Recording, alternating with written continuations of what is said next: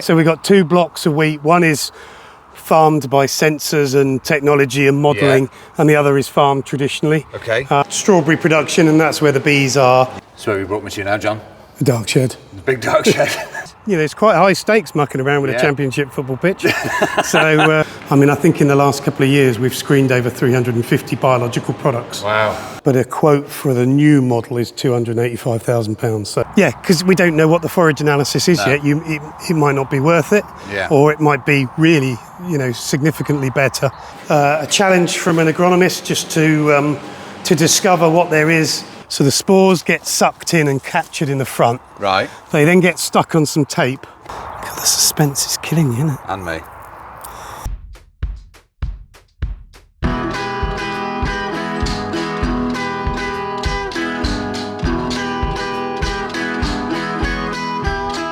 How are you? Welcome back. Today I'm at the Mighty Throws farm and I'm joined by John Miles. John, introduce yourself to everyone. Hi everyone, my name's John Miles. I'm in the R&D team and I'm seed technical manager. So we have technical managers looking at combinable crops. We'll see in the greenhouse a load of fruit and veg work. But I'm generally like farming systems trials and the variety guy, a bit like you're the forage guy, eh? Absolutely, the variety guy. Hey, you can start your own social media, John. It's the future. Too late. So I'm just down at Throws Farm today. We're going to take the opportunity just to show you around a few bits and pieces, paint a bit of a picture in terms of what's going on here, the work that John and the team are doing.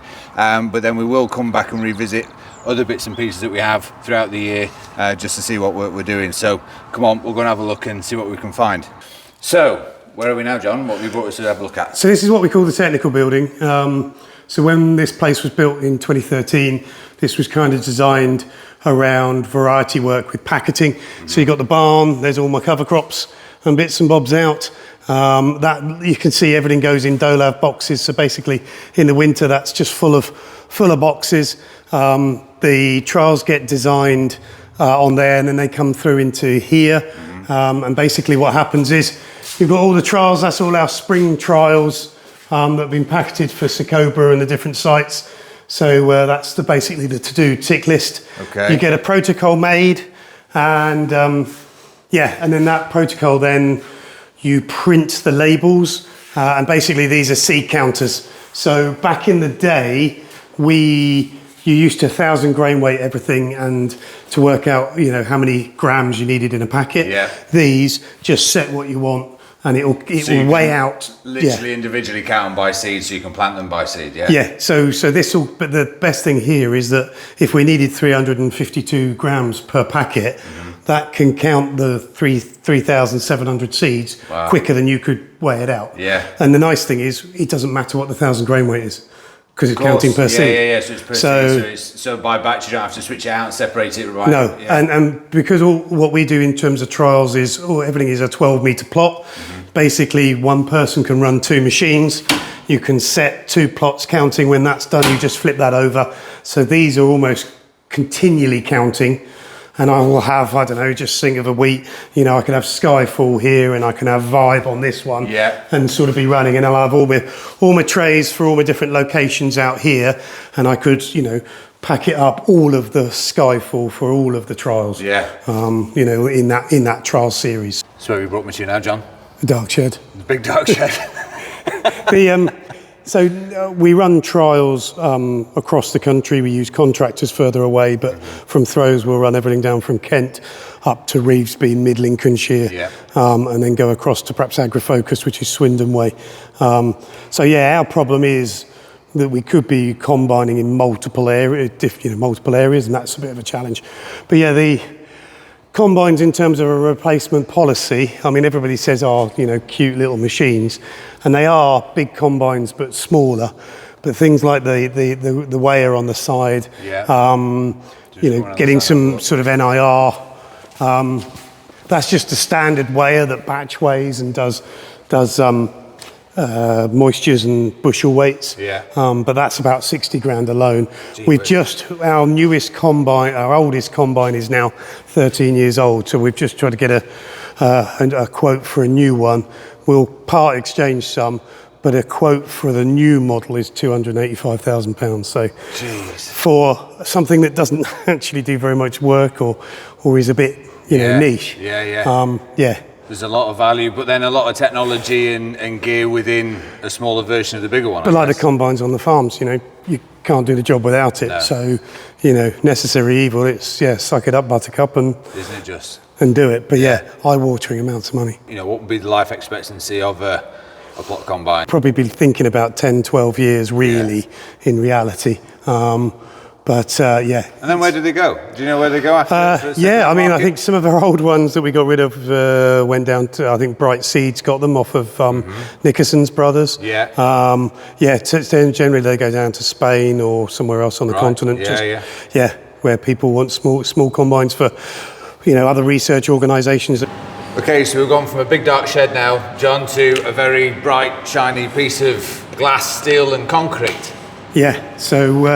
We built a greenhouse in 24. One of the challenges we've got is how expensive it is to do things in the field with field scale, for doing plots, but also trying to capture some of the differences that might only last for a short period of time, and they don't necessarily end up in yield because Mother Nature can affect something. But also the way that the products coming to market have changed. We're going more biologicals. Of course, There's less CP, and the amount of products that we're being told are brilliant and things.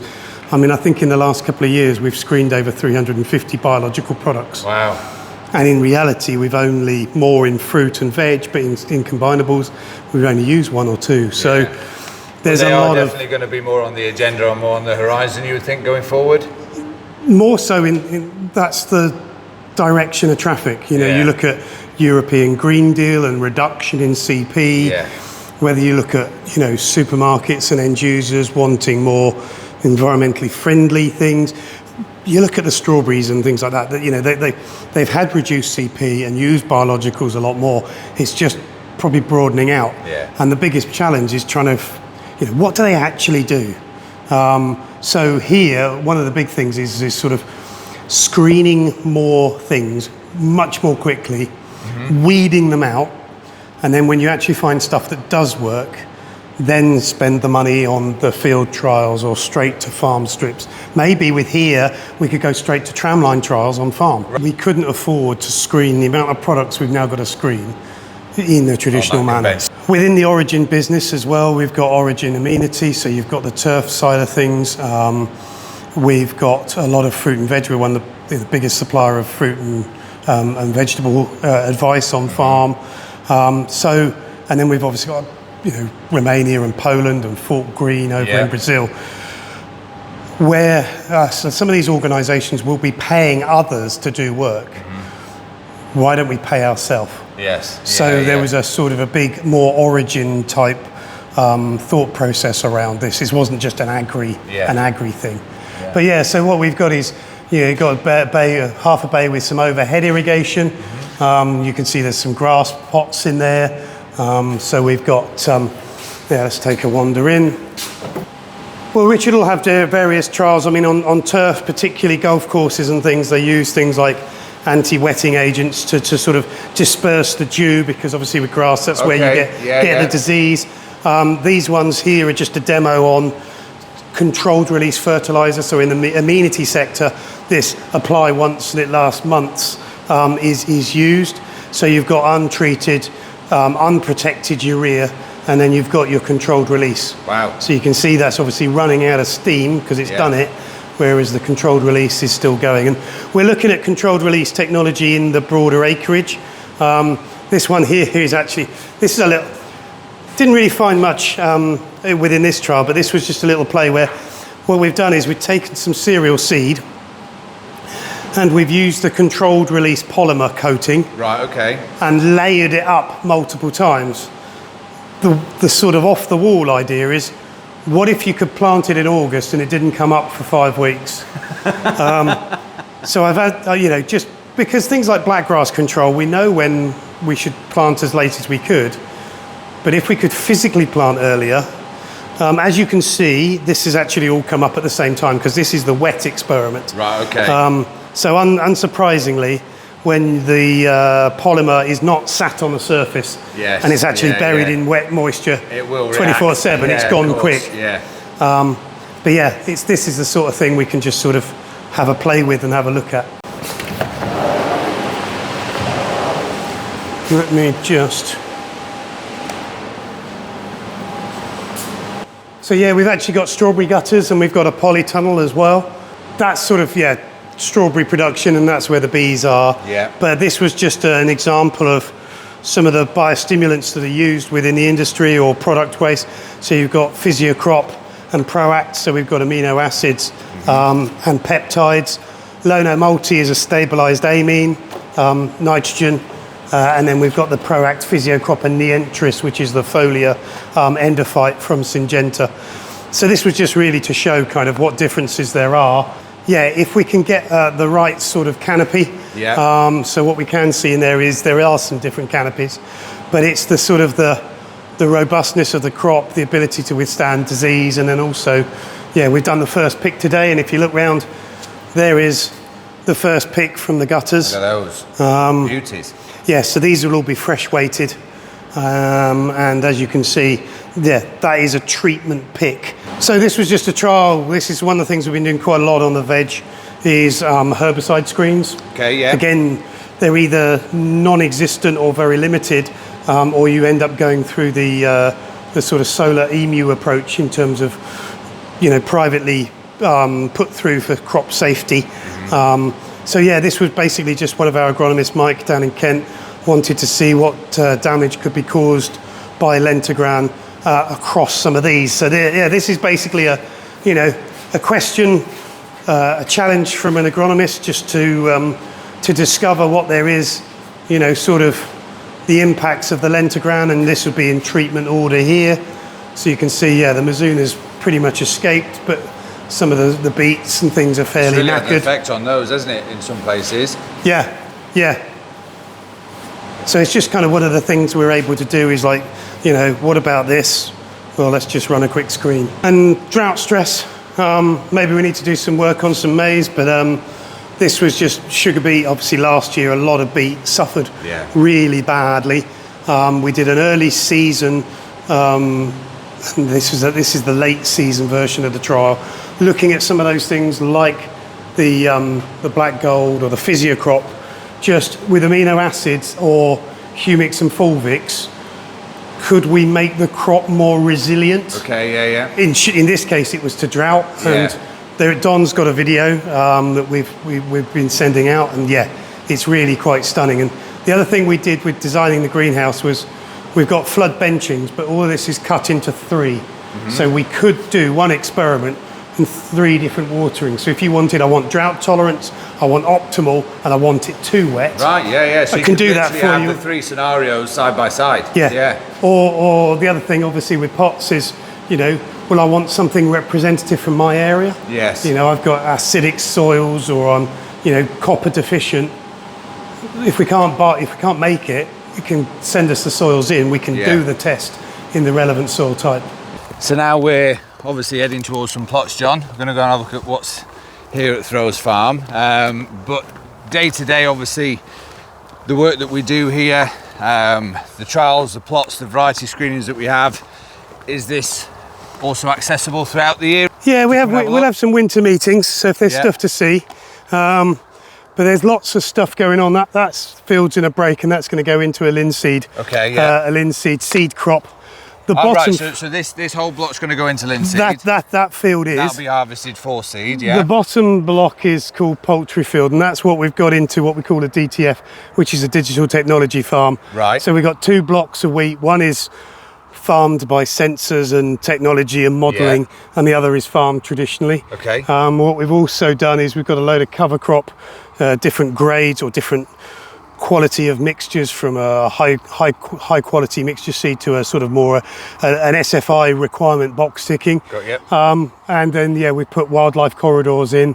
Again, the whole DTF thing is around trying to use whatever technology is coming to the market, and does it give us value? Does it tell us? Yeah. So the idea of putting the wildlife corridors in, we've got some bird monitoring equipment that's been running for 1.5 years now.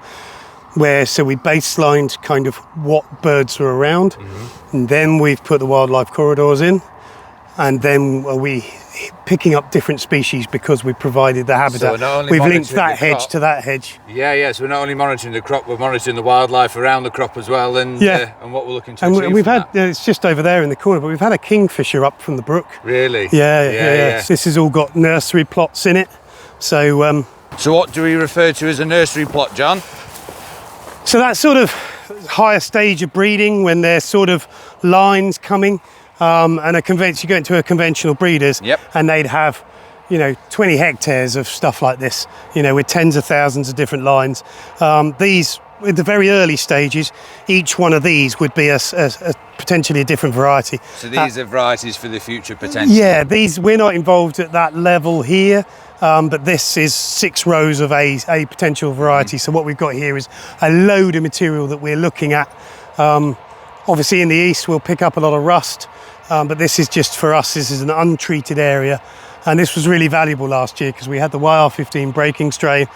We had rust coming in this large untreated area really significantly. It wasn't really in a lot of places. So this was great because you remember last June we were able to take people through here and go through all of these. You could really see it, couldn't you, and see where those weaknesses. And you don't have to go far, can A and B and C rather than anything else. It might actually be something we'll talk together about separately for another video, John, just the importance of this YR15 and where this has actually come from and what it could mean going forward, because it's going to have a fair old change, isn't it, with regards to potential variety selection, or at least variety management, being aware of it. And I think it's more just being aware of it, isn't it? But, so this was a Horigin investment a number of years ago.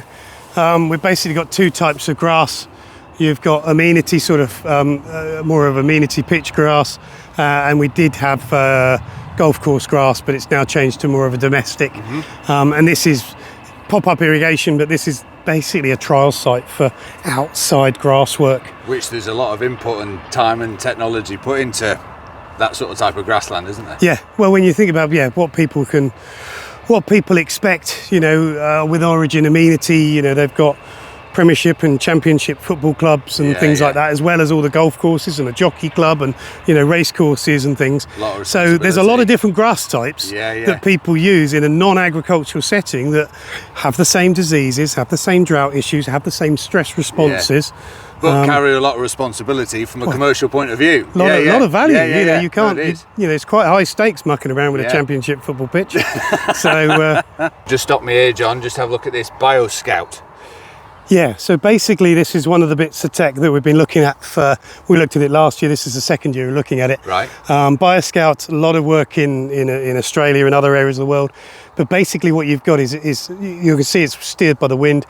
It's a lab grade microscope, so the spores get sucked in and captured in the front. Right. They then get stuck on some tape, and then the image is then sent, and you can use modelling or AI, computer technology, to identify the spores. Wow. And we were questioning last year, what about, could you get desiccated spores, dying spores on the air? It can tell whether, the model is trained that it can identify swollen, healthy spores or slightly desiccated ones. So the idea here is obviously how would you link that in? Is that more of an early warning system where, spores on the wind, starting to climb significantly, planning ahead and rather than ready. Prophylactically spraying a crop because it's not at T1 timing, or if you're in a protectant situation with biologicals, again, this is going back to fruit and things, this is a lot more about where they are. Suddenly you're the risk is climbing, get out there quick, protectant rather than reactive, which is what we tend to be in a lot of combinables. Right, so now at the other end of the trial site, and we've come to have a look at actual forage things here now, John, So what have we got and what we're looking at? So the idea was, been trying to do it for a couple of years, but the plots are not established well enough, was to look at some of our more traditional winter species for forage, whole crop, so that autumn drilled sort of type stuff, maybe more for biogas than for true animal forage, but actually how do they actually rank? Because all we've got is on-farm performance of, and a good crop is way better than a poor crop of anything else. It's all quite anecdotal, isn't it? Yeah, so what I wanted to do was to put, we've got hybrid winter barley. Yep. We've got conventional oats, again, some of the sort of feedstock AD people talking about the quality of oat forage. Yes. Yeah. We've got the forage oats that we've been working with Bill Angus on. Yeah. So in the first year we did that, you know, I think we got about 16% greater weight, but then we looked at digestibility and bits and bobs, didn't we? So, Bit of a flex, you know, that's closer to market. So we need to have a look at that. We've got our traditional rye, which obviously looks like it's getting a bit of a wriggle on. Yeah, it's moving now. And then we got some different, so we got, this is winter triticale. So I'm just going to flip this round. What's the first plot we've got here? So this is the winter triticale. Yep. So at the moment, all these have had is a little bit of chlormaquat 2.5-3 weeks ago. When were they drilled? About the 6th of October. Okay, And they've had, early March, they've had 60 kilos of N. Yep. So yeah, they're due to have something else if we deem it. And what we've got next door? So we sort of always do look at anything new and novel. So yeah, this other one is DDRR. Now, DDRR is been created by a company called Vivagran over on the continent, and it's the DD and the RR represents the two genomes that the species are coming from. What does DDRR actually come from then? So the DD bit comes from one of the wild wheat ancestors. So like an old... Because the D genome is in wheat, Yeah. And that comes from one of these ancient grass species. So that brings the DD, and then you've got wild rye, which brings the RR. So they've basically gone RR from rye, DD from Agliops, called it DDRR. Right, and so first time we've ever grown it. This was just sown at 250 seeds, beginning of October, and she's got a fair wriggle on when you think, you know, the triticale or the rye is normally our benchmark for early spring vigour. Yeah. And the one thing that we don't know with the DDRR, but this is, you know, the beauty of looking at these plots and trialling these varieties as we are doing, is of course how best to manage it. You know, best as one of those cuts at the end of April, beginning of May, you know, so utilising that catch crop window, whether or not it's got regrowth ability, but we will screen and look at it for that sort of type of... Yeah, it's one of the things we've got to decide now is, you know, do I take some quadrat samples out of this? Yeah. So we've got like an early, you know, sort of mid-April-y type cut, send that off for forage analysis, see what she's like, see whether they regrow, and then, yeah, we could probably get another 2 cuts, replicated cuts out of that. So for a later timing, and then the plot behind has got I think it's about 15% vetch in it. Yeah. So we'll just see. Yeah, we can do the same here. What we're doing with the likes of forage rye with the vetch, but just seeing how the vetch would incorporate into the DDRR. Yeah, because we don't know what the forage analysis is yet. It might not be worth it, or it might be really, you know, significantly better with it. And ultimately, as I've always said, it's important for us to do these sorts of trials, not only to find out obviously what does work, how things do grow, look at these new species like we're looking at now, but also to find out what doesn't work, isn't it? Yeah. You know? Yeah, because I mean, you know, we don't know how soft it is. You know, the fact it's come through an East Anglian winter. Yeah. You know, drilled in October. You know, relatively kind back end. It might not have. Yeah. So once we know where it is in the relative pecking order, from either a forage or a biogas point of view. Yeah. But as you can see, in terms of, you know, dual cropping, you could decide to take that off now and go in with the maize, and you've got your. Yeah. But it's just whether or not, like I say, it has those little things like regrowth ability, whether, you know, we know that forage dry, after it goes past a certain stage, will just go into significant stem extension and lays down a lot of lignin, so quality quite quickly drops. But I don't know, this is almost looking more grassy to me. It looks pretty fleshy and pretty soft. Yeah. Just how big we could get it.